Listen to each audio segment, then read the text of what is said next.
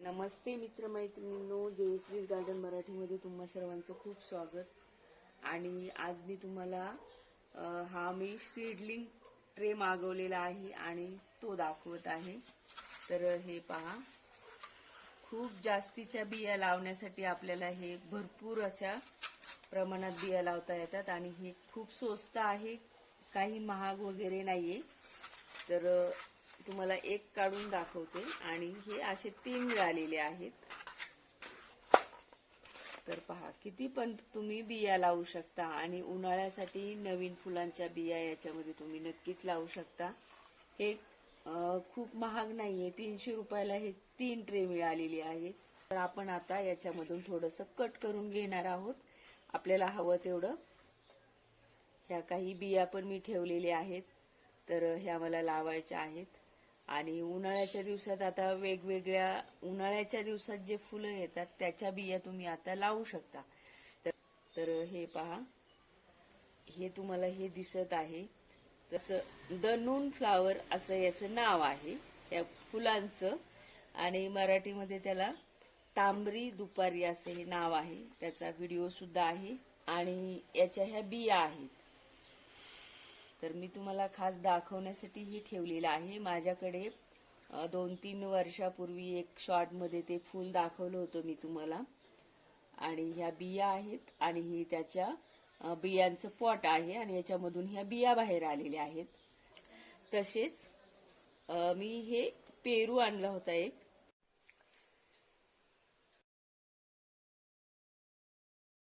खूप छान गोड होता म्हणून मी त्याच्या बिया सुद्धा ठेवलेल्या आहेत। तर ह्या सुद्धा मला लावायच्या आहेत। आणि हे ऍपलच्या पण बिया मी धरून ठेवलेल्या आहेत। तर तुम्हाला मी मागे एकदा हे शॉर्ट मध्ये दाखवलेलं आहे।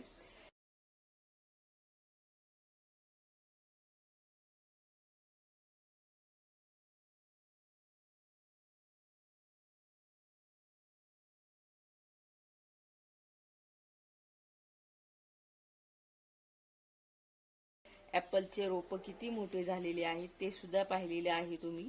आणि हेच त्याच बिया आहेत जे मी तुम्हाला त्या ऍपलच्या बिया दाखवल्या होत्या। तर ह्या सुद्धा मला लावायच्या आहेत।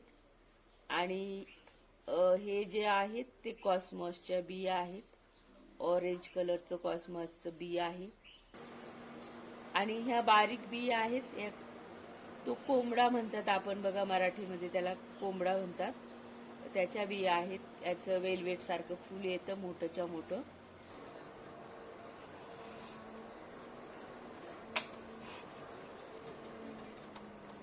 कट करून घेतलेलं आहे आणि याचे जे कोपरे आहेत हे सुद्धा थोडेसे कट करून घेऊयात।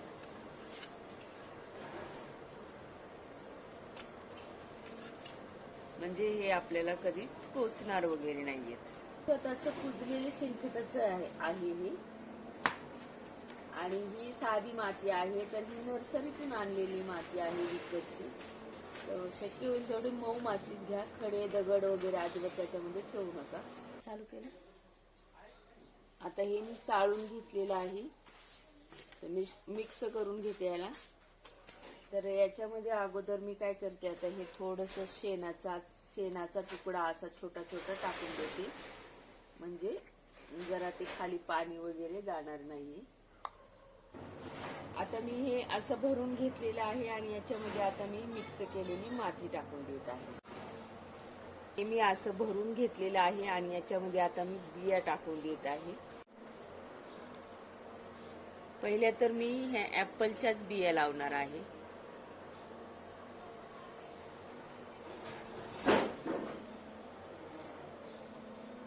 एका याच्यामध्ये 2-2 लावायच्या, कारण कदाचित एखादी उगवून येत नाही म्हणून 2 लावायच्या।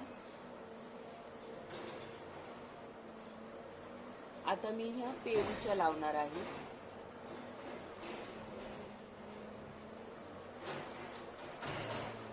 याच्या पण 2-2च बिया लावायच्या।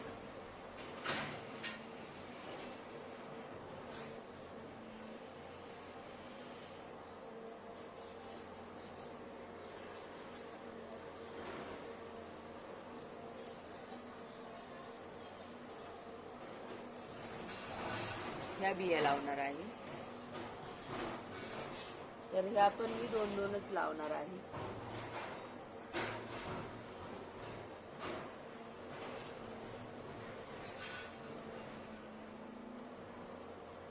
आता मी ह्या बिया लावणार आहे. ह्या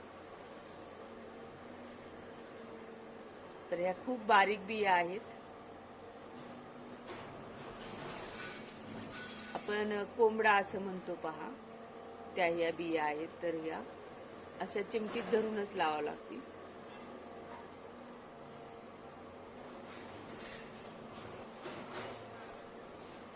ह्या कॉस्मसच्या बिया लावूया.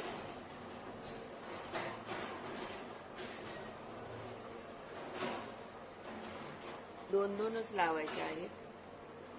आणि बिया काही वेळेला वाचून पण ठेवायच्या. सर्व बिया एकदाच लावायच्या नाहीयेत, कारण जर उगून नाही आल्या तर मग प्रॉब्लेम होतो. तर हा ट्रे पूर्ण झालेला आहे बिया भरून. आता त्याच्यावरती मी माती टाकणार आहे.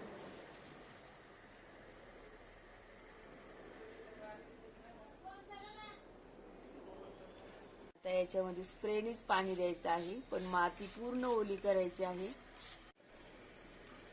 तर याच्यामध्ये मी पुन्हा फुल झाडांच्याच बिया लावलेल्या आहेत. जास्तीच्या बिया उरलेल्या याच्यामध्ये लावलेल्या आहेत. आणि हे पूर्ण झालेलं आहे हे 2. आता आपण याच्यामध्ये धणे आणि चुक्याच्या शेपूच्या बिया लावलेल्या आहेत याच्यामध्ये. आणि याच्यामध्ये धणे लावलेले आहेत. आणि याच्यामध्ये सुद्धा आता मी त्या पुन्हा माझ्याकडे बिया मिळाल्या ते लावणार आहे. तर भोपळा आहे, दुधी भोपळा, गवार, द्राक्षे आणि परवल या मला बिया घरामध्ये मिळाल्या. मी पुन्हा आता त्या लावत आहे. तर ह्या मोठ्या बिया आहेत त्याच्यामुळे एकच लावायची. हे चाळून घेतलेला जो चुरा आहे तोच टाकत आहे वरती. शेणाचा चुरा आहे.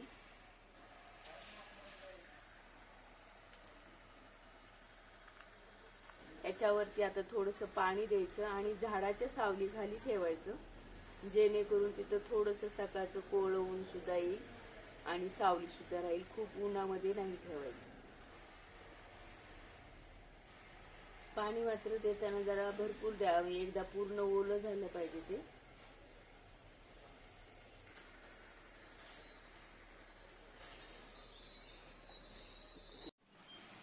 तर हे अशा प्रकारे बिया लावलेल्या आहेत. आणि आता पाहूयात आपण या किती दिवसांनी उगवतात, कशा उगवतात, सर्व उगवतात का कमी उगवतात.